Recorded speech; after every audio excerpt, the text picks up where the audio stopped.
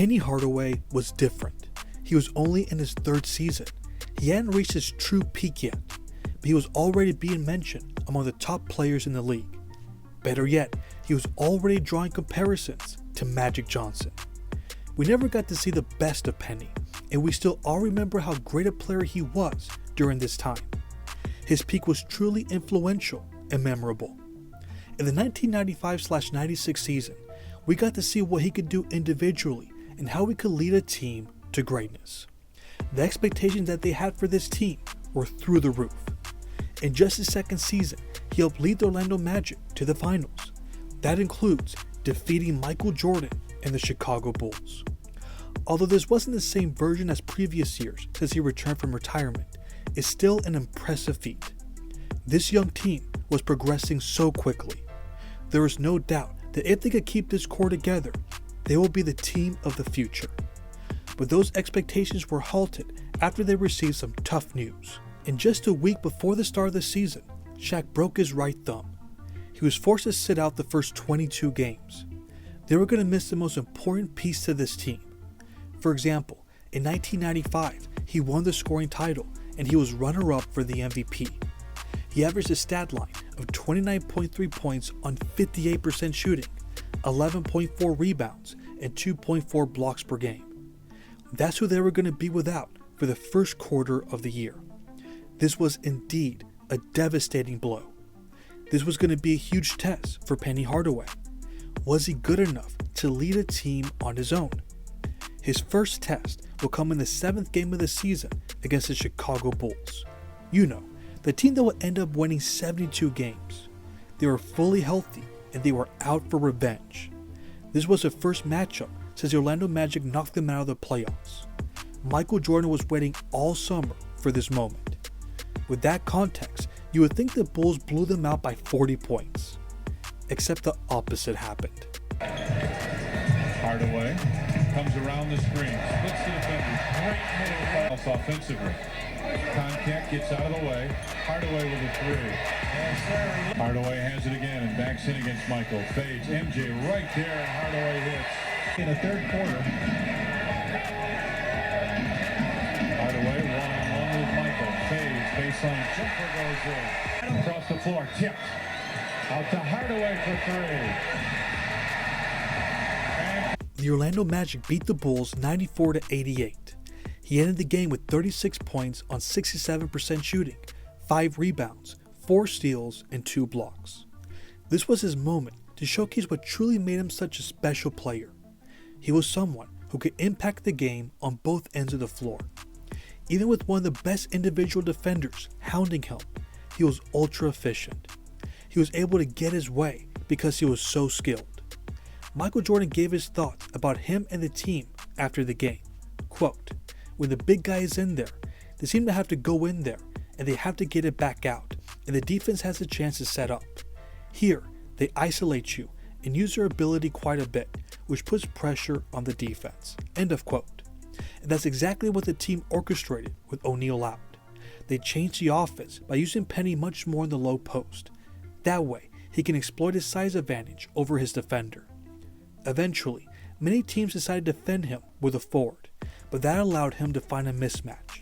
He showed a great balance of when to take over with his scoring and when to get others involved. During that 22-game span, Penny averaged 26.4 points on 50% shooting, 6.8 assists, 5.3 rebounds, and 2 steals per game. That was nearly a 6-point increase from the previous year. The Orlando Magic also had a 17-5 record. They were tied with the Houston Rockets for the second best overall record. Hardaway proved in a resounding way that he could do more and lead a team on his own. Does that mean that he wasn't happy with his current role? Why wasn't he more aggressive when playing alongside Shaq? He answered some of those questions when he sat down with Peter Vesey a little after Shaq's return from injury. You don't have to be the best by scoring points. I can do other things. I can rebound, block shots, assist the ball. I can score points also. I don't have to just do one certain thing to be the best. You're the best when you can do everything. Well, I want to win, and that's our go-to guy, Shakir. And we go into him, everything starts with him, and we go from there. We have no jealousy amongst each other. we're good friends. I mean, you just have to realize that if everybody takes their role on the team, then that's how you win. This was another aspect that proves that he had all the right stuff. He recognized that there was more to the game than just scoring. He also realized that he would be hurting his team if he decided to focus more on scoring.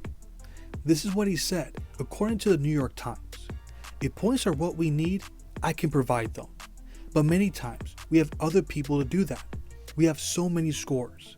It's usually not my job to go out there and try to get 30 or 40. My role is to do whatever is needed to win. That is the mentality of a winner. It was very similar to another legend that he was being compared to often, which was Magic Johnson. It came to the point where the Los Angeles Times had this headline: Magic's Magic, Orlando's Hardaway, worthy of being the next Magic Johnson. Even the people of LA knew that they were watching something special. Magic Johnson even conceded in the 1992 Olympic scrimmage game that it was like looking in a mirror.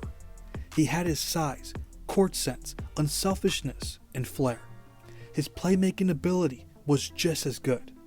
The difference is that Penny was much more athletic. He had a complete offensive game. He could have posted dominant numbers, but he took his job of getting everyone involved very seriously. Let's go back to the 22-game stretch without Shaq. The player who stepped out the most in his absence was Dennis Scott. He averaged 20.7 points per game and he shot 43% from the three. There's no question that he benefited a lot from Penny's playmaking ability and the way he could collapse the defense with his drives to the rim. That's the ultimate example of the Penny Hardaway effect. He helped turn a role player into one of the top scorers in the league. Once Shaq made his return to the lineup, the Magic continued their winning ways. A big reason for that is that Penny adjusted to a secondary role without any complaints. He could have caused a lot of off-court issues if he demanded a bigger role. Instead, they finished the season with 60 wins, the most in franchise history. That is impressive, not just because Shaq missed 28 total games, but also because the Magic never lost their way from a roller coaster ride of a season.